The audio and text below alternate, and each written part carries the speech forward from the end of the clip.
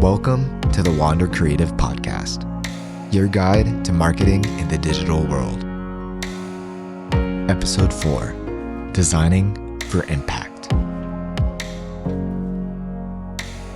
Hey everybody, welcome back to the Wander Creative Podcast, the third season. Today, I am joined by good friends Marcus, Abby, and Chloe, and we want to talk all things design. So the name of this episode is Designing for Impact.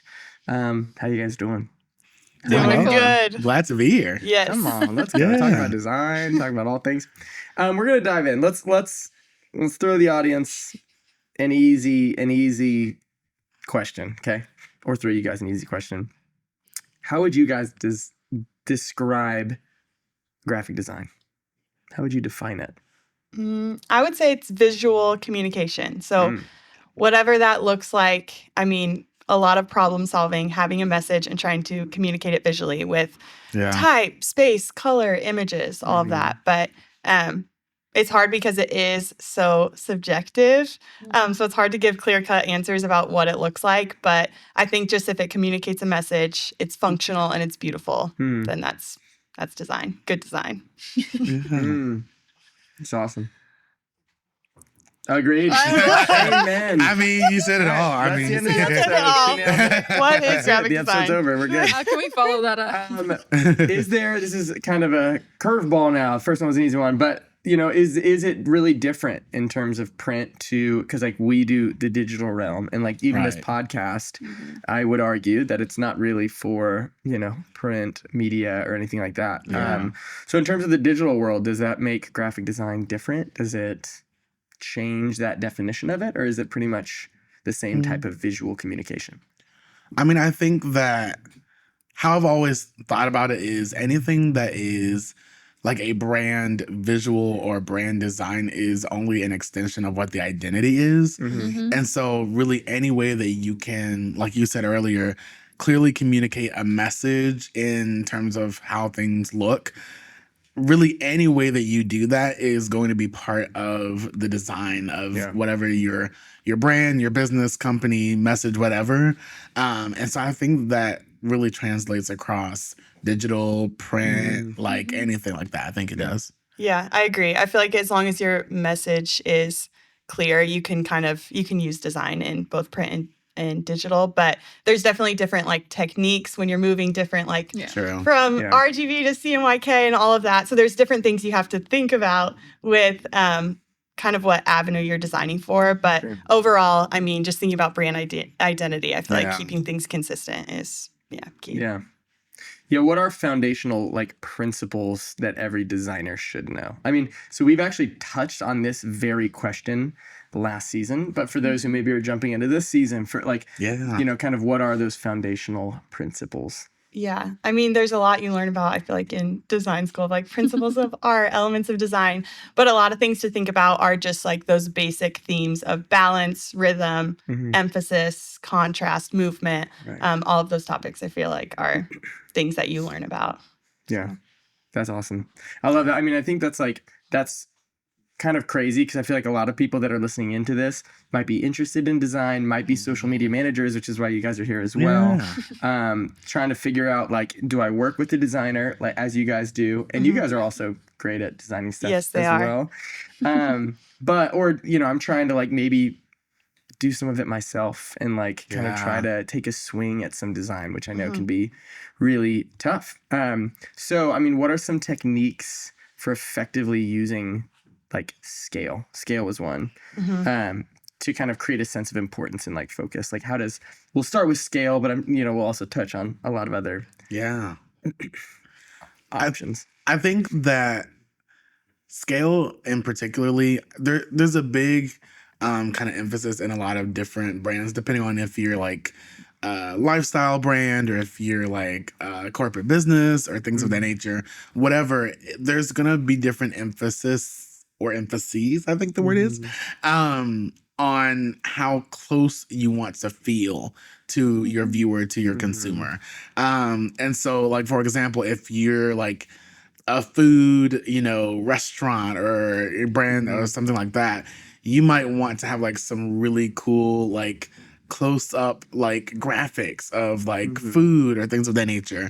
But then if you're maybe a park or like something that's more like landscape type, maybe you want a lot of depth and a lot of, I guess, real estate to work with, if you will. And so I think being able to lean into like white space and blank space a little bit, being able to know when is it better to kind of give a little bit of imagination to your viewer, to your consumer, or if you want to be really up close and personal. I mean, sometimes I've seen designs that are like huge, funky, like blocky, chunky letters that fill up like the entire screen.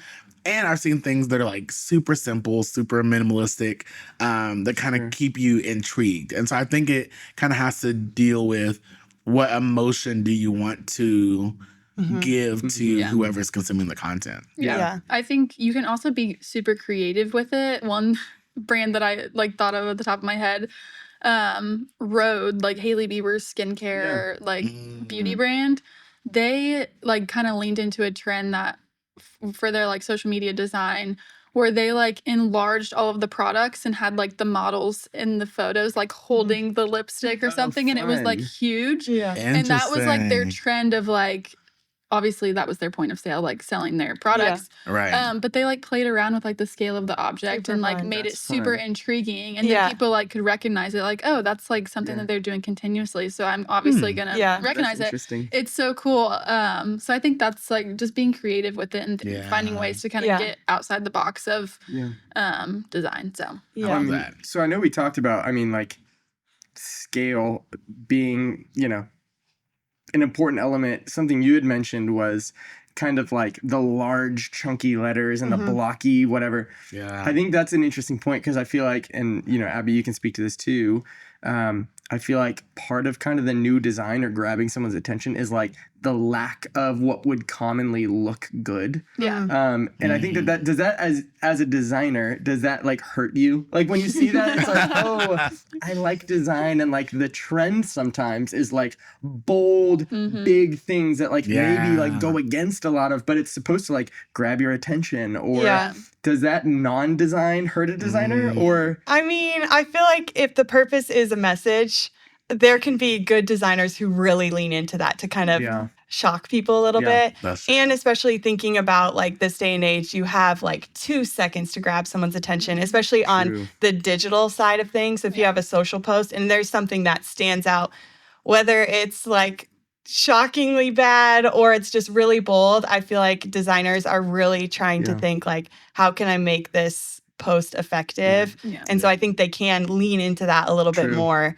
To grab people's attention. And I mean, if the message is something that's kind of like out there and they're using design that is out there, even if I would say that's not my preference, like I don't like that style of design, it's enhancing the message. So that I mean is kind of good design. So well, let's kind of dive into typography then, because that's like a very interesting thing to me. We were actually just talking about a movie that came out a while ago called Joker.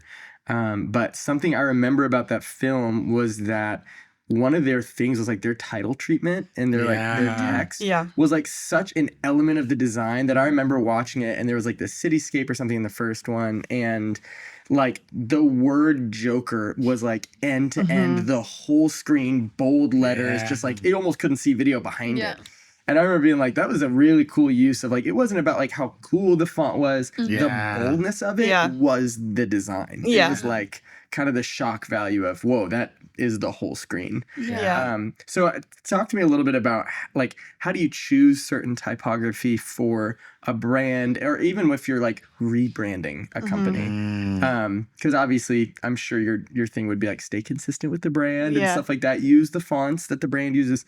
But like if you're branding someone or someone's listening in that's like, hey, I think it's time for us to rebrand, how do you go about kind of diving into the whole font and typography world? I mean, there's so many variables with typography, and I feel like that's something that I'm constantly learning about, because you have like the technical side of like serifs, sans serifs, X height, I don't know, width. Like there's so many things to consider. So I feel like it can be very overwhelming. But I think just a practical thing of if you're wanting to think about what typography you like, I would say just kind of look at examples of the vibe, the style of brands you like. And I feel like you can kind of pinpoint, they're using a lot of this serifed, very like curved, feminine fonts that is communicating something that's more like elegant and professional.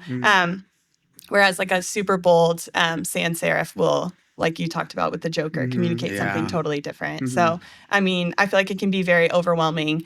But I would say just looking at different examples. And then even when you choose a font, like Helvetica, for example, is a very basic one. But if you were to do that in a very bold weight and make the tracking super tight and make it cover the whole page, I feel like that looks so different than if you were to use the same font, Helvetica, super small and all caps, spaced out, a lot of white space around. So I feel like there's ways where, I mean, you can choose the right font, but then even the way you style it and use it can totally change for sure the vibe of the brand. But yeah, I mean, that's awesome. And I think you kind of you talk about it can change the vibe. So like how can certain like fonts and stuff detract or enhance an overall brand? Like how do you know? Because I liked what you said about look what other people in the industry are doing, like in your industry. Because sometimes that could be beneficial, but I want to be different. But other times it's kind of like, no, they're doing that because that's what works. That fits the vibe of if you're, a healthcare agency, or if you're a beauty brand, or if you're a sports company. And so how can it either kind of detract, hey, that's not the right vibe, or enhance, this is perfect for your brand? Walk me through those differences a little bit. I think and you mentioned this earlier, there's an element of balance when it comes to what design should look and feel like.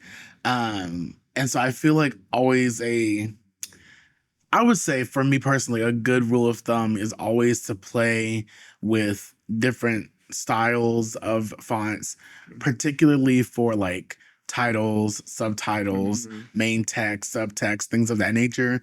And this can probably go a little bit more into like website design or like blogs or things of that nature. But especially for like holistic brand kind of identities, being able to pair a really bold font with like a really elegant font, or maybe vice versa, just so that things don't look monotone, if you will. I think there's a beauty in being able to kind of play around with some different vibes in that sense. I think something that might detract is when there's really no clear distinction with you and maybe other brands, or even within your own company or business or whatever. If you can't really tell what's important and what's not, then it's almost like everything's kind of the same level, and then it kind of gets a little weird. The first brand that I immediately thought of when we were starting to talk about this is Nike. And specifically the Gotham like logo. When like somebody buys like a new pair of sneakers, like I could probably look off to the corner of my eye without really even looking at what it is and immediately recognize it, because you have that like initial kind of bold, like this is the thing that you're like investing your time and money into. And then if you go like deeper into the actual brand, you'll see that they're really playing with like many different layers. Like I'm sure we'll talk maybe a little bit about color as well, but being able to have really stark contrast is like so helpful. And you don't get that when you use like the same type of font, the same type of spacing, the same type of, things of that nature. I think that like contrasting typography too is like amazing. People don't think about that, but like having like a sans serif font like up against like a script. Yeah, true. So good. And you wouldn't think that it like goes good together, but like that contrast is so visually appealing. Yeah. A large sans serif and then a script over in front. So good. Love it. So good. Yeah, Marcus, something you said that I really like when you were mentioning color, let's like kind of dive into that a little bit too, because I know last season, for those who maybe didn't get a chance to listen to that episode, we did go into color. We went into like logos and what different colors make people feel and stuff like that. Yeah. I think beyond that, I think there's kind of a general awareness of different colors for logos, kind of evoke these different emotions. But let's dive a little bit deeper than that into even just like the design, like the design of a social media post, stuff like that. When you guys are working through putting together social media posts, designing social media posts, how does color play into that? Does it evoke certain emotion within a post? Do you guys try to like switch things up all the time, or kind of try to keep things within the like, what would you guys give advice to people in the social media world in terms of color? Mm-hmm. I will say, and I mean, I will probably sound like a broken record, but like balance is so important. That's what I was gonna say too. Like literally being able to have some really nice, like warmer toned things paired with cooler tones. True. Maybe there's like a different percentage of balance between the two. But being able to have like a good contrast is going to be so important. And of course, like there is some brands that are kind of known for their like monotone type of feel, which is great. But even in the midst of that, being able to play with different shades and different tones of things, I think it's always going to be fun. I'm a big fan of even asking like your audience or people close to you, what color do you think about when you think about my brand, my company, my product, things of that nature. And you'll probably be surprised at what you find out, but being able to lean into, like, for example, if you're like a health related thing, being able to lean into greens and blues, or if you're, more of like a fast food restaurant, like we all know that like the reds and yellows are like really, really big, or, if you're something that's more like classy or royal, like the deep blues and the purples, like there's some different emotions, yes, but also just narratives and storylines that you create when you have the right, not even just color, but even set of colors. Like, don't be afraid to use palettes or color schemes. Being able to lean into maybe 4 or 5 different colors that make up this almost like mosaic of things for your brand. I think that's really important. I also think, like, as a social media manager, my like one thing is like how the feed looks. Oh yes. So like I don't know how many times I've asked Abby to change like the color of a graphic or like switch colors out because it just doesn't look Gotta right. be cohesive. And so I feel like you don't really know until like you get to that point. Like I wouldn't have known it looked bad until I like tested things. So I think that there's also room for like growth and like improvement. And like feeling out what looks good on your feed and like what looks cohesive, because I love like staying in that like I said, color palette. Like if you have a defined like 4 to 5 colors that you like want your Instagram or want your like TikTok feed to look like, I think that is also like a good guiding factor too. Let's dive into that. So you talk about cohesion. Someone listening to this podcast is like, you know what, my Instagram, my socials feel kind of all out of whack. What are some design principles you guys would recommend that would help them kind of tie in that cohesion as a brand and be like, cool, this feels more like what are some, some tips and tricks that you guys would give that would actually be like a strong, hey, this is really helpful for me and my brand? I think one thing, you've mentioned balance, but I think that there's room for like obviously different types of content, like video versus graphic. But if you're like designing a reel for the video, you still want it to make it look cohesive. Exactly. I think that there's room for like incorporating photos to like kind of break up the text heavy infographics. I think there's just a lot of room of different variables of content that can make it look more of not just like text. Right. And I think that is where people trip up a lot, is they are trying so hard to like stay in their branding color scheme and like their fonts, and they're so like focused on that they kind of forget the other factors that are in that of like balancing other aspects of their messaging and their messaging pillars and things. So I would also like to point out though that like depending on what your brand or company is, the quote unquote aesthetic of what your feeds and what your socials or just any branding thing, anything looks like will be very, very different from somebody else. Like I've seen companies and like churches and like organizations that are like really maximalist. They use like 10,000 different fonts and like all of their colors are just like so bold and like neon almost. And it fits them because it matches the vibrancy of what they offer.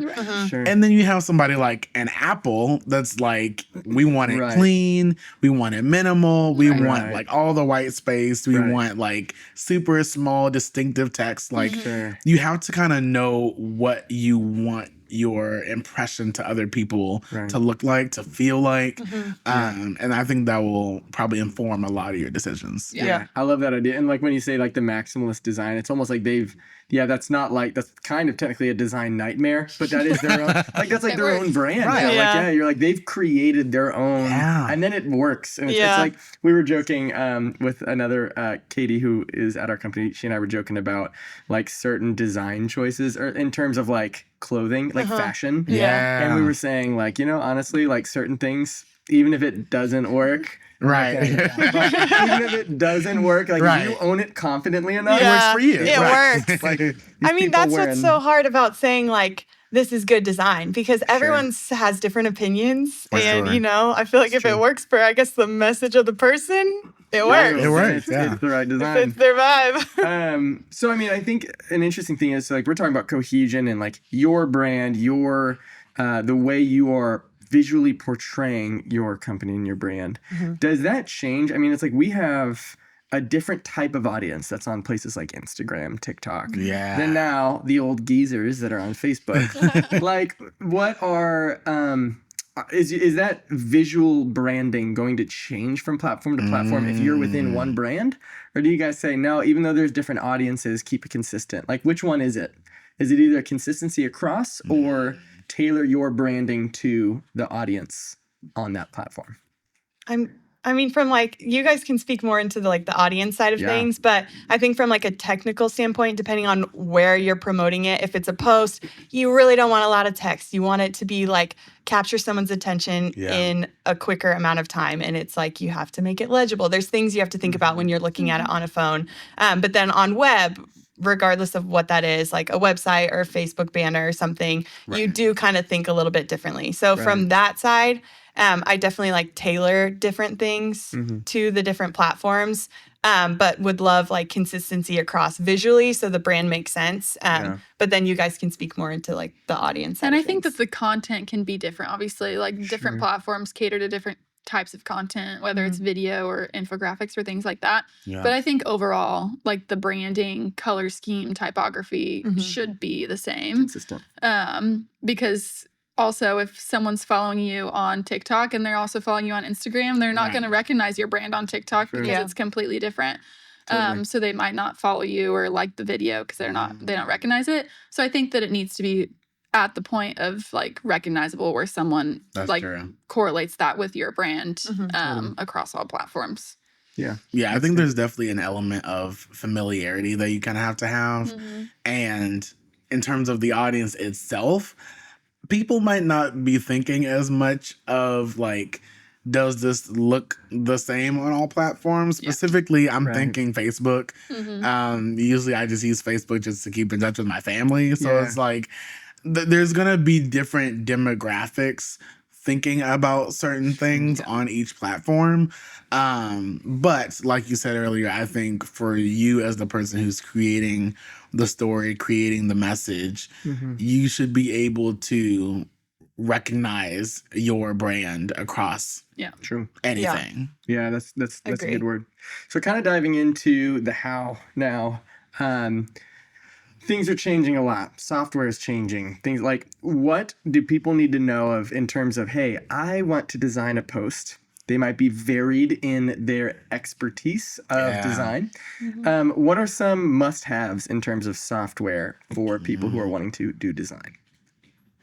Well, as a designer, you Yeah. know I'm going to say Adobe Creative Suite. Yeah. Sponsor me, please. What is Adobe Creative Suite? Sponsorship. Can you break that Adobe, down? the Creative Suite is just, all the things you've heard about Photoshop, Illustrator, InDesign, all of those things. So Love that. that's definitely, I feel like it does so much. So once you kind of learn it, but it's definitely, there's a learning curve to kind of knowing how those programs work and knowing the difference between like raster-based programs, which are like Photoshop, image-based, and then vector-based programs like Illustrator that are a little bit more like scalable. So I feel like knowing that. But if you're starting from the get-go, I mean, there are definitely a ton of like online like software that you can use on your browser. There's even like Adobe Express that I think there's like a free version where you you have like templated options to kind of create posts and stuff. Nice. So I feel like if you're starting out, that's a good place to do it, something like that. Good place to start. Yeah. Awesome. Are we any Canva users I in knew this you were gonna space? say I was that. just about to say. Because I knew we got It I might had be to bring like it up. it might be like a warm to like hot take, but like I love Canva. Like feel like it that's works, usually yes. my go-to, and particularly if you're starting out and maybe you're learning how to do some more of like the complex things in Adobe, which is probably the industry standard. But if you're really trying to learn like the concepts of design and really like taking your first steps, I am always going to request that you at least know a little bit about Yes. I Canva. feel like I Canva kind support. of popped off. Like Yeah. for a while, I was like, I didn't know if like an online web-based designer would like really work well. Yeah. And Yeah. they like they Have, and I feel like they're improving stuff all the time. Oh, yeah. Like, I think eventually it will be as technical as like Yes. Adobe because they're like They're making new always features all the rolling time. stuff out. And I feel like it's also a place where people get a lot of inspiration because they have, they have already made templates that you can just go through, and then you can end up designing on Adobe. But like even I'll go in there and just like look through the templates of like a social post or something, and Totally. like look at the type of typography that one post uses or something like that. with trends. Yeah. And they are always updating stuff like that. Like they know what's doing good because they're like paying that's attention to fair. that. Yeah. I'm personally a big Microsoft Paint guy. I'm really big into Interesting. Microsoft Paint. That hurts. Circa 1990. Wow. You know, Haven't heard that in a while. No. So I mean, I think you brought up a good point too in terms of staying up to date with trends, and that's been a huge theme in the season because obviously trends are changing so fast. Yeah. People want to stay up to date with advertising trend or not advertising. Speaking personally, with design trends, how do they do it? I mean, aside from kind of the obvious, which we would plug ourselves and say, I mean, join our mailing list and follow us on socials because that is For sure. a way to stay up to date with that kind of stuff. But how else do we do that? I think for me personally, I follow a lot of creators that are like graphic designers that just post their work on Instagram. And we have similar style or like we enjoy similar things. So I'm like, that's so cool. And like just making it your own kind of thing. I think following people that like inspire you is one thing that I Totally get inspo from. stay in it. Definitely. I feel like you have to consume art to create art. Yeah. And not even just like following people on socials, which you definitely should. But even just consuming like really good like music or movies or reading nice books. Like there's so many elements of design in all of these different types of media that you can like grab from and really like implement into your own Use to stuff. inspire. That's so good. I love that. Well, in closing, I wanted to just ask you guys, are there any emerging trends that you want to talk about? Like, are there any things that you're like, this is popping off right now? Yeah. What do you guys think? What's the future of design? Future of design. So much pressure. I definitely think the kind of what you were talking about earlier with like combining typefaces that are very unlikely, I feel like is a trend right now. So we talked about like a very bold sans serif with just a nice little script, even one of the letters being script and kind of like changing the typography up within one word, I feel like is really fun. But then just combining unlikely pairings. There's a company called the Graza olive oil. I don't know if you guys have seen it. It's like the green, like tone on tone. It's in like a squeeze bottle or whatever. But I feel like they are just so, I just love looking at them for inspiration because they combine a lot of different things that are unlikely. And especially being in the olive oil like space, they really stand out because they have a very like playful, like just one color print label that has like a nice illustration, and then it has a really fun like logo that's very like bubbly and playful, and then it has like a serif font for the title of the product, and then like more like a typewriter like mono font for like the the combo of that I feel like is so fun, and it definitely can be risky depending on if you're doing that. I would pare down on like the other variables, like they only really use like 1-2 colors, and I think that's why it works, because there's cool. like simple the fun so cool. the fun playful side of combining that, but then it's not overwhelming because they're not doing it in like a ton of colors, 100 different colors. Yeah, true. Yeah, but That's I feel great. like the combo of type is really fun right now. So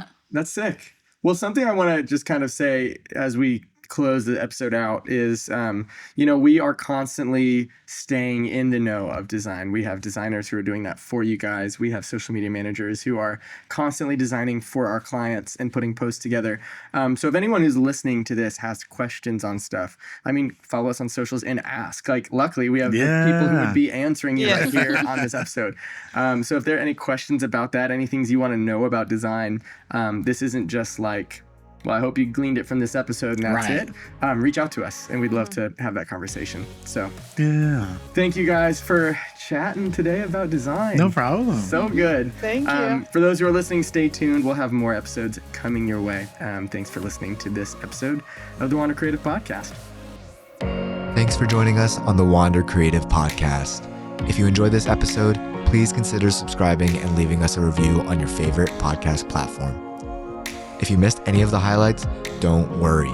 You can find all of the show notes at wandercreative.com/podcast. While you're there, consider signing up for the digital drop to get new episode alerts, the latest in digital marketing news, tips, and tools delivered straight to your inbox. Until next time.